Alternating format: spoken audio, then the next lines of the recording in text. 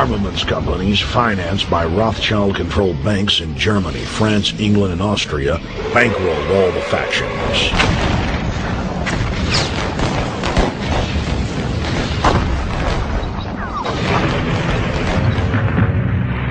At least 20 million were killed in the war.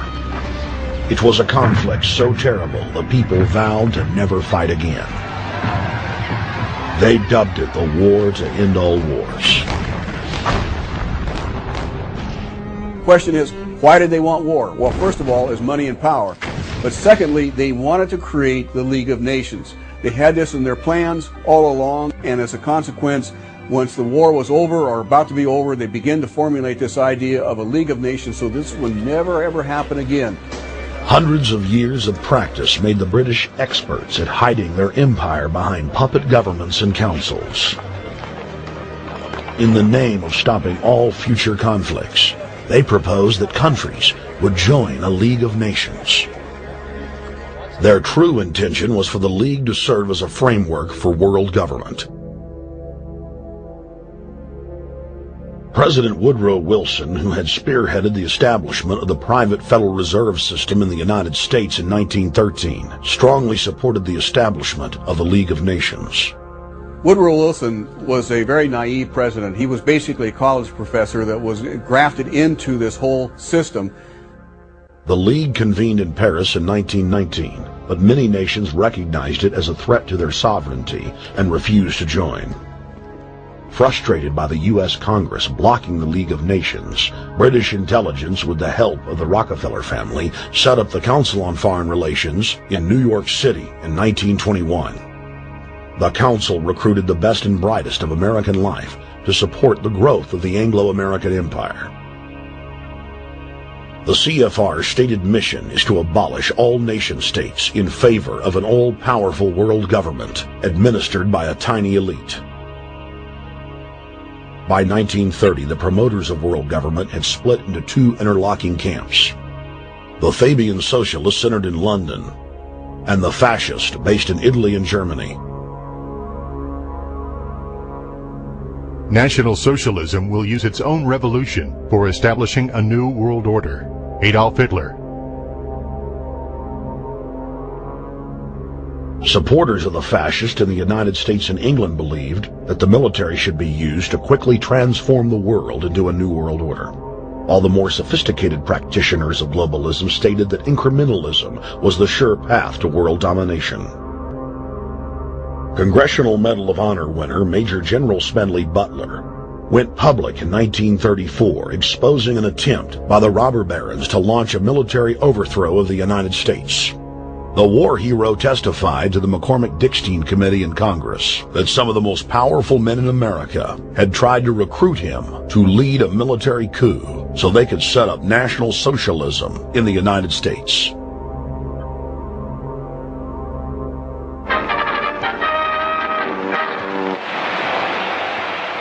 I appeared before the Congressional Committee, the highest representation of the American people, under subpoena to tell what I knew of activities which I believed might lead to an attempt to set up a fascist dictatorship.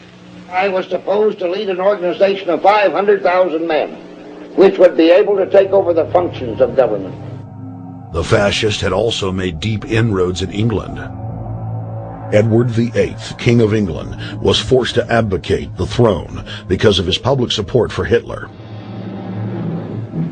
Att det sitter bara nicht nur das negative Problem der Bekämpfung dieser Lehre und ihrer Organisation handelt, sondern die Durchführung der positiven Aufgabe der Gewinnung des deutschen Arbeiters für den nationalen Staat.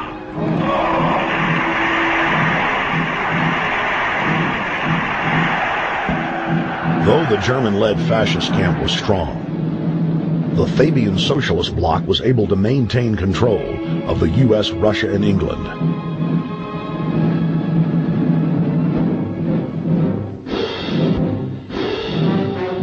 In the build-up to World War II, and during the conflict, the bankers again financed both sides, just as they had done with Napoleon.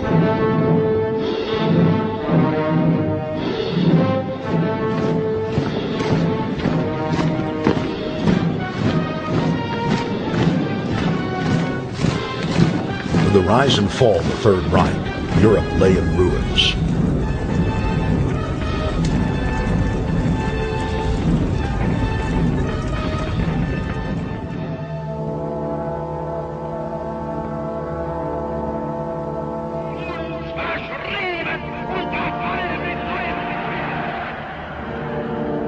Once again, the elite claimed that only global governance could save humanity from certain destruction. And this time, the elite would succeed in setting up their world body.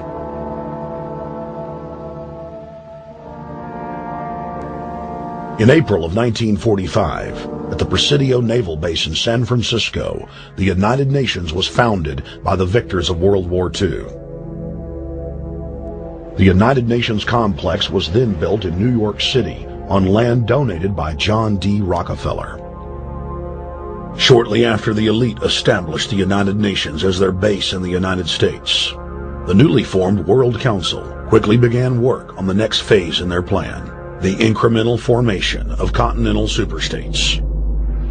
The first step in their trilateral plan was the creation of the European Union. Unifying Europe had been tried many times and was extremely unpopular. Where Napoleon and Hitler had failed to accomplish their goals using force, the globalists would succeed using stealth. The British spearheaded the formation of the Council of Europe on May 5, 1949. The Treaty of London claimed to only establish trade ties between European nations, like NAFTA or GATT in North America. Its true intention was the formation of a European superstate.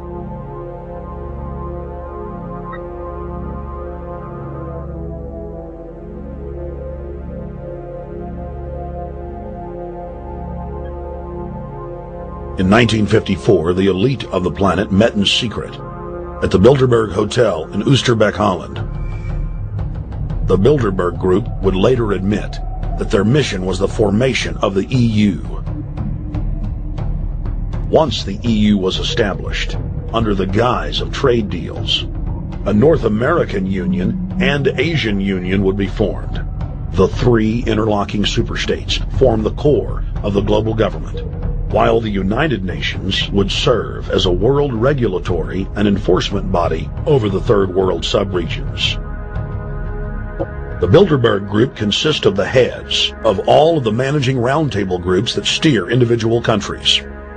Picture the elite power structure of the world as a giant pyramid, with only the elite of the elite at the tip-top of the capstone.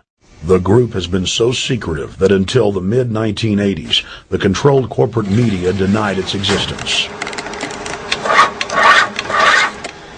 Into the late 1990s, coverage only consisted of rare one-line mentions.